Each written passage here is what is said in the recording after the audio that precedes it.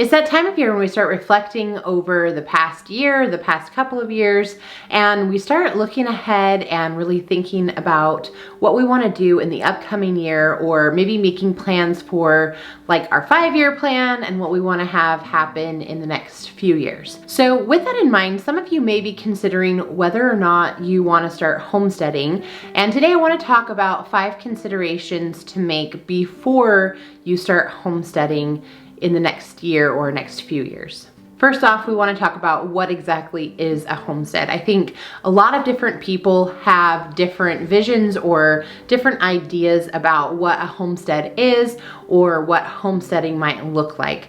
Some people believe that it's only a homestead if you have animals and a garden and an orchard and all of the different things that go along with that. Some people feel that it's a homestead if you have a garden or just if you have animals. So everybody looks at things a little bit differently when it comes to homesteading. But for the purpose of today's discussion, we're talking about a homestead being a home that is on a parcel of land where you can try to work on being as self-sufficient as possible, whatever that might look like for you, whether that's trying to increase your food production, or maybe you do have animals as well in addition to a garden. It might be a combination of things, but basically a home on land where you're looking to become as self-sufficient as possible. The first thing that you need to consider is the cost. There's always a cost involved in starting something new or making a change, whether it's a cost monetarily or a cost time-wise. For this point, we're talking about the cost monetarily. If you're looking at purchasing land, maybe you're living in town or on the outskirts of town. If you are wanting to move to more property, you're looking at a cost either in purchasing that property or maybe building if you just buy land and you don't already have a home on the property. So there could be a cost involved in that, as well as moving. If you already live on land and you're wanting to start becoming more self-sufficient and you're looking at homesteading the parcel of land that you already have, one of the costs that you want to consider is trying to kind of build up your infrastructure. And that's the best way that I can describe it. If you haven't already been gardening, you might have the cost of putting in raised beds or preparing soil that you're going to be using for gardening.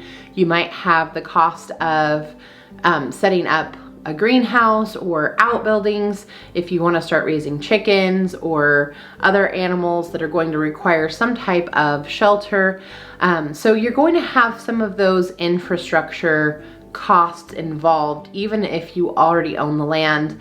If you haven't been doing that already, you're going to want to get that built up so that you can start doing things the right way. Eventually, as you become more self-sufficient, your homestead's going to be able to save you some money because you're not going to have to go out and purchase some of the food that you're growing yourself. But in the initial stages, when you're first getting things started, you do have that cost of trying to get everything set up the way that you need it to be so that it will function properly. Next, you need to have a willingness to learn. When it comes to homesteading, there are so many skills that you're likely going to have to learn. Some things you might already know or you might have a general understanding of, but as you get into something and are working through it, or you learn new techniques or strategies, you're going to want to apply that to what you're doing, and it's continually a learning process. This is definitely one of the great rewards of homesteading, is that you're never going to be finding a dull moment or be bored because you know it all. There's always something new to learn, and I don't think there's a point where you've ever completely arrived and you can say, oh, I have nothing more to learn, I don't have to improve on anything. You're always going to be able to take in new information.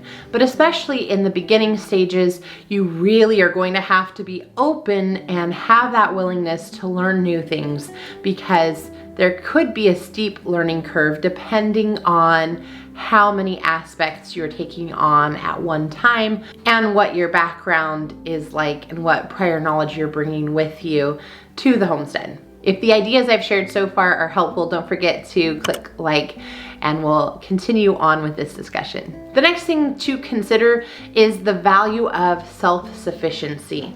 As I already said, there's going to be some cost involved in getting things set up and getting things started, but you do have the value of self-sufficiency and becoming more self-sufficient.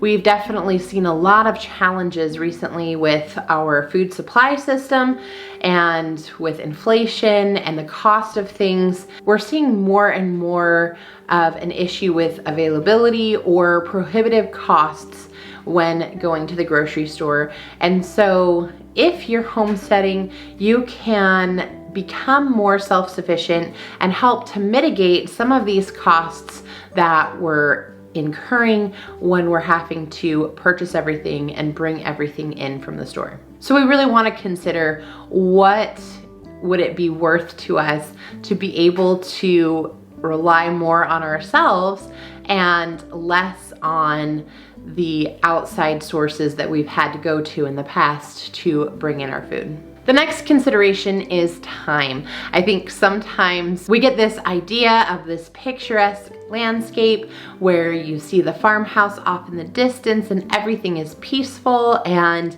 it just gives the illusion that it naturally happens by itself. And that's just not the reality and the case. There is going to be a great deal of time involved, both in setting things up and in maintaining what it is that you're trying to do on the homestead. Even if you are mainly focused on gardening or mainly focused on animals, you're still going to have time involved in trying to improve that and make things more efficient. And so there is going to be a time cost involved. And you really have to look at it from the aspect of it's a lifestyle, not just an activity that you're doing. I think a lot of people who don't find success or fulfillment with homesteading really don't consider this area, and they go into homesteading with that idea that everything is just going to kind of be simple and is going to take care of itself, and they don't count the time that's involved in having to set things up and maintain things. And you might find that you're able to do different aspects of homesteading at different seasons in life. It does take extensive time to work through all of the different aspects on the homestead. And if you're someone who is never home and you like to go out every night of the week, that's something that you're really going to have to consider whether or not this is a good fit for you, because if you're homesteading, chances are really good that you're going to be spending a lot more time at home than you are going out. And so if that doesn't already kind of align with your natural lifestyle and your natural thought process, you might really want to consider how much of a change are you willing to make, because you are going to need to be home a lot more to put your efforts into what's going on at home. So while it does take up an extensive amount of time, the rewards of that time investment are numerous, and you have to decide for you what's worth it. For me, the time investment is definitely worth it, but this is just an area you have to consider for yourself. Speaking of rewards, the next area I think you should consider is the reward of homesteading.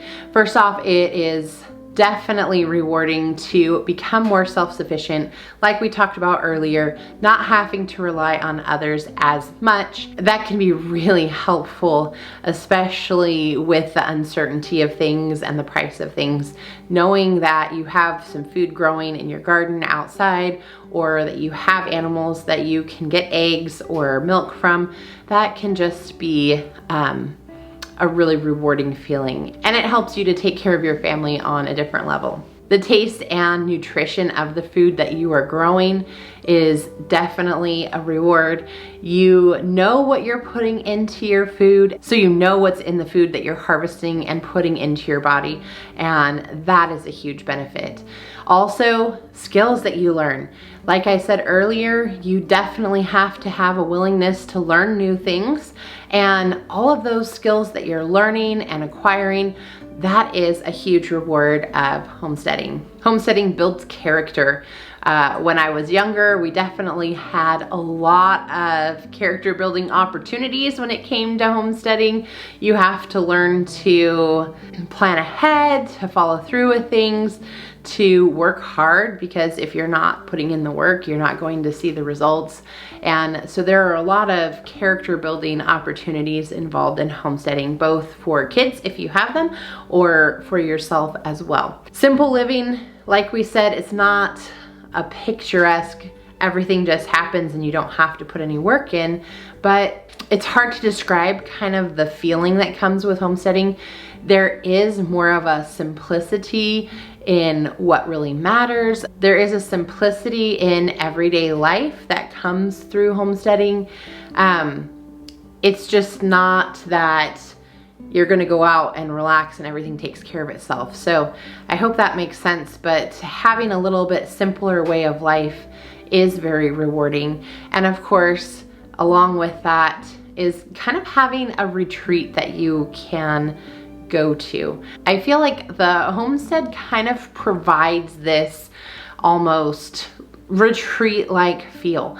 When you're out working or doing your day-to-day tasks, taking on the things that need to be done, and then you come home, it just feels like, yeah, this is definitely where I'm meant to be, and it feels like you're kind of retreating or stepping away from some of that stuff that happens in, you know, the city, or just when you have to go out. Hopefully that makes sense. Ultimately, you are the one who has to decide whether or not homesteading is right for you, but these are 5 areas that I think you should consider before you start homesteading or planning to homestead.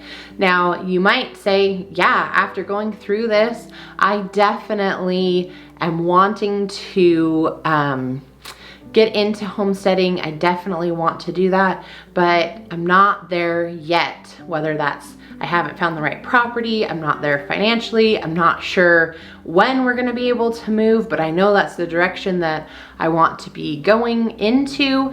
If that's the position that you're in right now, don't despair. There are things that you can be doing right now in kind of this preparation season to help prepare you for getting started with homesteading. We're going to discuss some of those ideas in the video right here. I'd love to have you subscribe and become part of our community here at Blooming Wildwood Homestead.